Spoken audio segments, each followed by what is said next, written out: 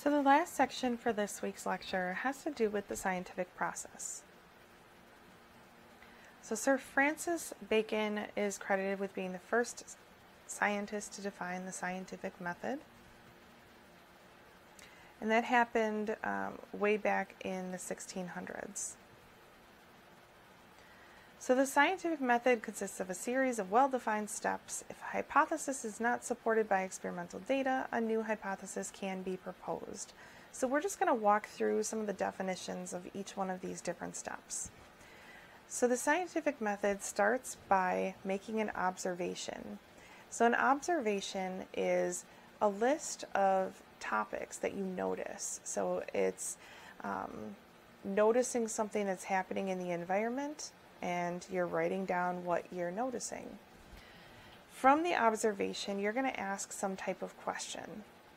So you notice something, and maybe your question is like, why is that really happening? Then you're going to form a hypothesis that answers the question.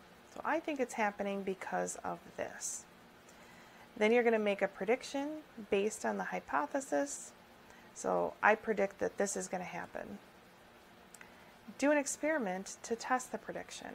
So now you actually perform usually not just one experiment, but multiple experiments to demonstrate that your hypothesis is true. Then you look at the results, and results you usually have to accompany that with statistical evidence. So in this course, we will be looking at a couple different statistical tools using Excel, but you analyze those results. Now, statistics will give you probabilities. So what is the probability of your hypothesis being true or false? If your hypothesis is true or correct, then you would report the results. So either you'd go write a paper about it or publish something about it, go spread the news that, hey, this is what I found out about this problem that I observed. If your hypothesis is incorrect, then you have to go back to the drawing board and come up with a new hypothesis. What else could be going on that causes what you've noticed? So if I look back at one of the research projects that I was involved in, we were evaluating drug resistance in malaria.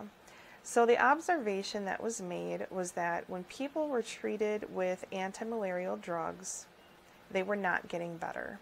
So these drugs are designed to kill the malaria parasite, and people with malaria were treated with the drugs and they stayed sick.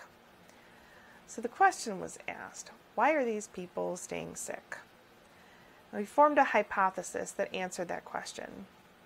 The people are getting sick because of antibiotic resistant or anti-malarial resistant parasites. We make a prediction based on the hypothesis. We think that there's going to be a high prevalence of antibiotic resistance genes inside of the parasites of these patients that are not getting better. So now we're going to do an experiment to test the prediction. So what we actually did is took 200 blood samples and sent them out for genotyping, so to look at their DNA composition. And we were looking for particular segments of DNA that say that that malaria parasite is actually resisting a drug. It has the capability of fighting off that drug and living in the presence of the drug. So after evaluating all of these 200 samples, we looked at the results. Well, yes, there was a high prevalence of anti-malarial resistance genes in the samples that came from patients that were not getting better. Our hypothesis was correct, and we went on to write a paper about it.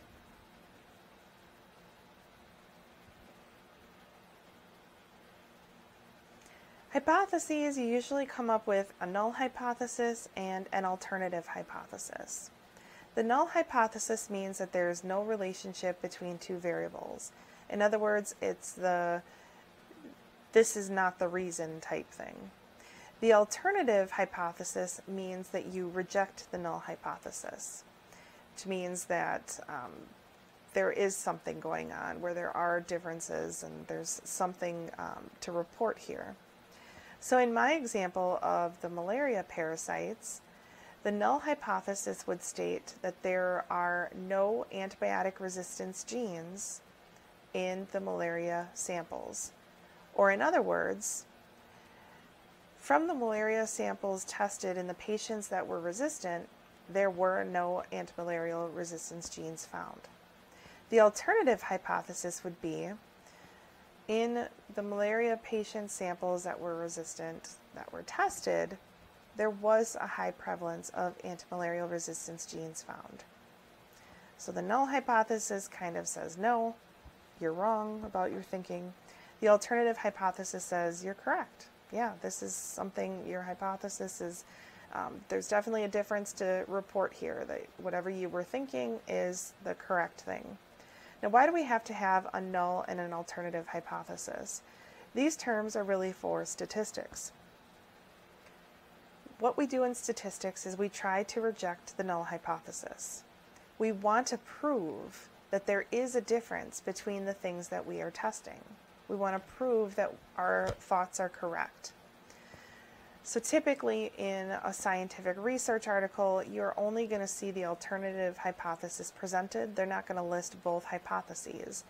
But because you're learning about science and you're learning about the field of biology, it's important to know the difference between the two sets of hypotheses that exist. Scientists, again, when they report their research, they just list the alternative hypothesis, but the null hypothesis is always assumed. There's also different experimental variables that exist. So I'm sure you've all heard of controls and placebos and that type of stuff. And placebos serve as negative controls. But we have different types of variables as well. So there's the independent variable and the dependent variable. So the independent variable is the factor of the experiment that's being tested. And you would report that on the x-axis. The dependent variable happens because of the independent variable. So this is the change that occurs due to the experimental variable. And you would put this on the y-axis. So here you see this example where you have blood cholesterol levels that are being measured over a time period of weeks. Now, the weeks don't depend on the cholesterol levels. We're going to have weeks no matter what. We're not just going to stop the calendar because we're doing an experiment. Blood cholesterol levels depend on the amount of time that has passed. So the dependent variable goes on the y-axis, while the independent variable goes on the x-axis. And when we start graphing things later on in the semester, this will be important for you to make note of.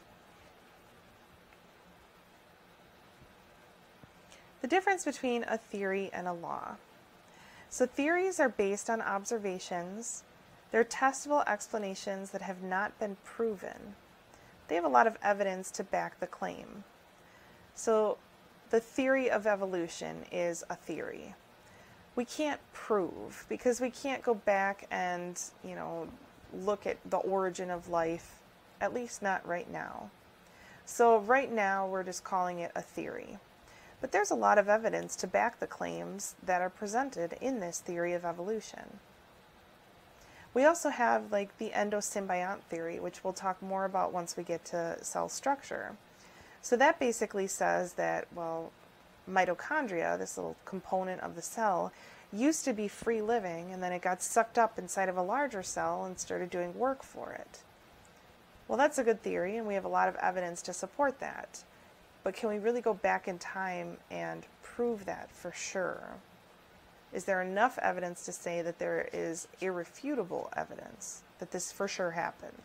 No. So we're going to leave it as a theory for now. Laws are based on facts. They have been proven. They have evidence and results to support the proof. So tons and tons and tons of experiments have been done, and this is a law now. So there's the law of thermodynamics. Gravity is a law. Nobody's going to say that gravity doesn't exist. If it's been proven, it's a fact.